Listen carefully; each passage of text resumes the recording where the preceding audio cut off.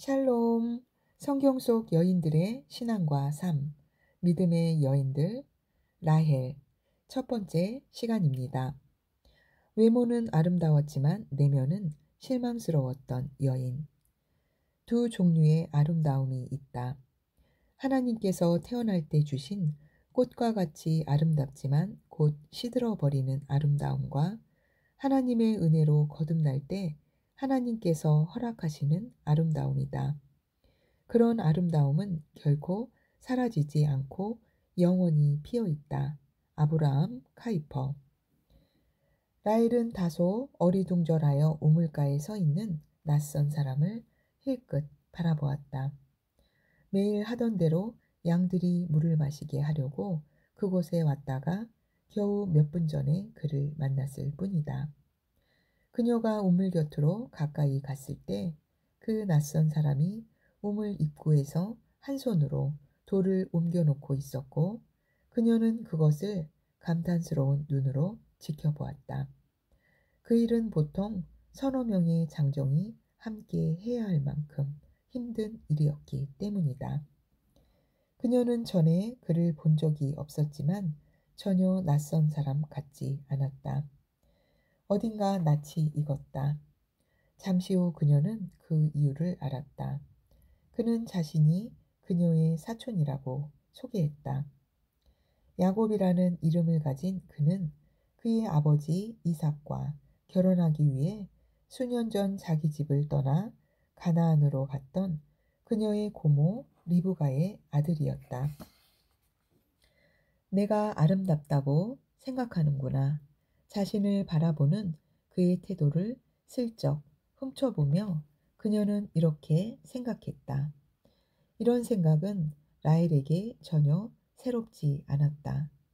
그녀는 뛰어난 미모로 종종 주변의 관심을 끌었으며 대부분의 미인이 그렇듯 자신의 아름다움에 경의를 표하는 것을 당연한 것으로 받아들였다. 그러나 그 사람이 그녀를 보는 눈은 달랐다.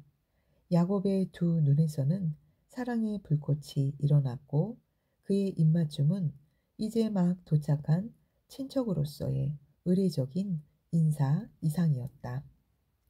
처음 본 순간부터 야곱은 그녀의 미모에 사로잡혔고 아름다운 사촌 라헬에 대한 사랑은 점점 깊어졌다. 한 달 후 야곱은 외삼촌인 라반 집의 일원이 됨으로써 그녀에 대한 자신의 관심을 나타내기 시작했다. 라반이 야곱에게 말했다. 아무리 친척이라 해도 보수도 없이 일하게 할 수는 없다. 얼마를 받으면 좋겠느냐. 그 값을 말해보아라. 그러자 야곱은 조금도 주저하지 않고 대답했다. 저는 외삼촌의 딸 라헬을 위해 7년 동안 봉사하겠습니다. 그의 대답은 단호했다. 그는 라헬을 사랑했고 그녀를 아내로 맞이하기 위해서라면 그 이상의 일도 할 용의가 있었다. 7년이라는 세월은 길었지만 라헬에 대한 열정적인 사랑으로 그 긴 세월이 야곱에게는 불과 며칠에 불과한 것처럼 느껴졌다. 그렇다면 라헬은 그 기간 동안 어떤 감정이었을까? 야곱이 자신을 사랑한 만큼 그녀도 그를 사랑했을까? 성경에는 그녀의 결혼식 날 일어난 엄청난 사건이 그녀에게 몹시 고통스러웠을 것이 분명한데도 그녀의 감정에 대해 아무 언급이 없다.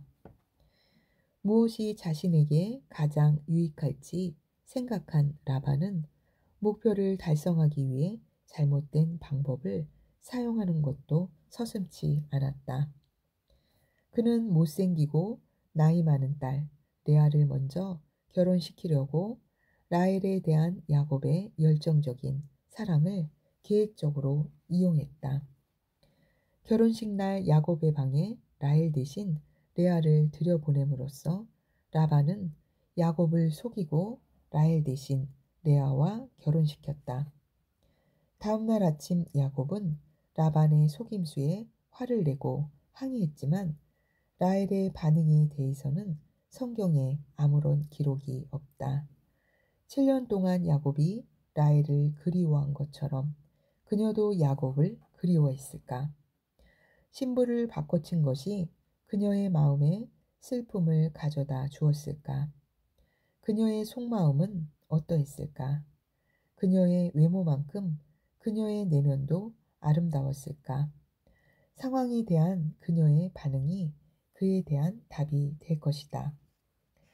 결혼 일주일 후 야곱은 라반에게 7년 동안 더 봉사한다는 조건으로 라헬과 결혼한다.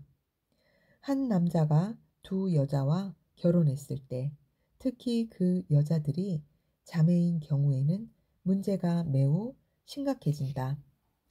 그렇게 해서 라헬과 레아 사이에는 바람직하지 못한 상황에서 수반되는 긴장감이 감돌았다.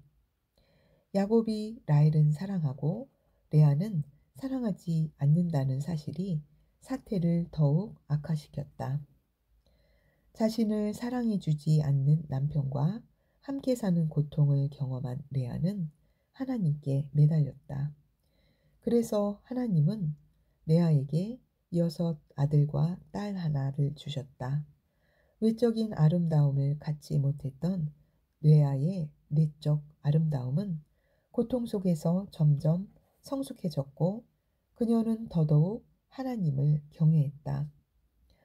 한편 라헬은 다른 방법으로 측은한 모습을 보였다. 그녀에게는 감사와 동정이 거의 없었다. 그녀는 레아를 시기하고 오직 자신만 생각했다. 자신이 레아보다 특권을 누리고 있으며 야곱의 사랑을 받으면서 매력적인 외모를 소유하고 있다 여겼다. 그런데도 자신에게는 자녀가 없다는 생각에 집착하여 어머니로서 누리는 레아의 행복을 시기했다. 그 점에 있어서 자신이 언니에게 뒤지고 있다는 사실을 마음속으로 받아들이려 하지 않았다. 라헬은 울부짖으며 야곱에게 소리쳤다. 내게 자식을 낳게 하라. 그렇지 아니하면 내가 죽겠노라. 이처럼 냉혹한 말은 그녀가 야곱을 어떻게 생각하고 있는지를 여실히 드러낸다. 그녀는 수치를 당하느니 죽는 것이 더 낫다고 생각했다. 야곱은 그녀에게 그다지 중요한 위치를 차지하지 않는 것이 분명했다. 또한 그녀의 그러한 외침은 하나님을 모독하는 것이었다. 야곱은 라헬이 엉뚱한 사람에게 불평한다는 사실, 자녀의 복은 하나님께서 허락하시는 것이다를 지적했지만 라헬을 회개시킬 수는 없었다. 라헬은 욕망을 성취하지 못한 고통으로 하나님에게서 멀어져 갔다. 하나님께 나아가는 대신 그녀는 자신이 주도권을 쥐고 해결책을 모색하려 했다. 내 여종 비라를 아내로 취하세요. 그녀가 낳은 자녀를 나의 자녀로 삼을 거예요. 그녀는 비라의 자녀가 법적으로 자신의 자녀가 되고 야곱의 법적인 후손이 된다는 관습을 알고 있었다. 이후 비라의 아들이 태어났을 때 라헬의 성향이 한층 더 드러났다. 하나님께서 나를 공정하게 대하셨다. 그렇게 말하고 그녀는 아기의 이름을 단이라 지었다. 하나님의 이름을 언급하긴 했지만 라헬에게 자녀는 레아와의 경쟁인 것이 분명했다. 라헬은 자기의 권리를 부르짖었다. 출산에서 언니보다 뒤처져 있었던 그녀는 그러한 위치를 바꾸고 싶었다. 그와 같은 생각은 비라가 둘째 아들 납달리를 낳았을 때 더욱 분명해졌다. 경쟁이라는 뜻의 그 이름은 자신이 언니와의 치열한 시합에서 차츰 승리하고 있다는 생각을 나타내는 것이었다. 라헬은 언제나 사람들과 그 주위 환경에 부정적인 영향을 미치는 신랄함과 위험하고도 전염성 있는 태도를 보였다. 라헬은 야곱과의 결혼 생활에 첩을 데려왔고 그것은 위험한 연쇄작용의 시작이 되었다. 얼마 후 레아도 자기 여종 실바를 데리고 와서 라헬처럼 했다. 결국 사태는 걷잡을 수 없이 확산되어 그 가족은 한 남자의 네 아내로 구성되었다. 남편의 사랑이 계속된다는 사실에 라헬이 얼마나 깊이 감동했는지는 성경에 분명하게 나와 있지 않다. 하지만 그녀가 레아와의 경쟁에서 남편의 사랑을 교묘히 이용했던 것만은 분명하다. 수년이 흘러도 그녀의 질투는 여전했다. 그녀는 계속해서 야곱의 사랑을 바라는 언니에게 아무 동정심을 느끼지 않았다. 내게 달라는 말만이 그녀의 심중을 차지했다. 미를 추수하던 어느 날 라헬의 이기적인 태도가 드러났다. 레아의 첫째 아들 르우벤이 자기 어머니에게 어떤 열매를 가져다 주는 것을 본 라헬은 그것을 갖고 싶었다. 합한채라는 그 열매는 사랑하는 힘을 강화시키는 것으로 알려져 있었다. 희귀했던 만큼 르우벤의 발견이 더욱 대단해 보였다.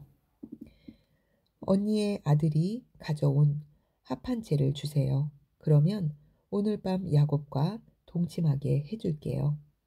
마치 은혜라도 베푸는 듯 라헬은 자신의 만족을 위해 사랑을 상품처럼 나누어 주었다. 가족과 남편을 자기 손아귀에 쥐고 교만하게도 사랑을 자신의 목적을 얻기 위한 수단으로 사용했다. 당신의 목적을 위해 다른 사람을 조종한 적이 있는가? 그렇게 한 동기는 무엇인가? 그 상황에서 하나님이 무엇을 깨닫게 하셨는가? 외모는 아름다웠지만 내면은 실망스러웠던 여인 라헬. 할렐루야. 하나님의 지혜는 내 영과 혼과 육체에 충만합니다.